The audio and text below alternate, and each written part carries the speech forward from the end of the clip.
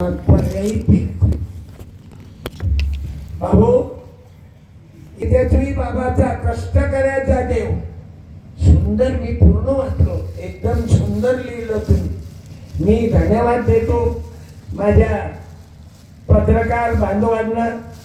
सर्व अलग अलग पत्रकार मंडळी इथं आली, पण या पेपरनं चांगलं चालवलं. विदर्भने तेजस्वी महाराजांच्या दरबारात कोणी नेता आलते का? आपले खासदार साहेब मंदिर महोदय आलते का? हो, नामदार मंत्री महोदय जाधव साहेब येऊन गेला, तुपकर साहेब येऊन गेले. म्हणजे फक्त तेलावालेच नाही, तुपावालेही आले, शेतकऱ्याचे नेतेही आले, आणि इकडे मंत्री महोदयाने आपली हजेरी लावली आणि त्यांचं सहकार्यही आहे.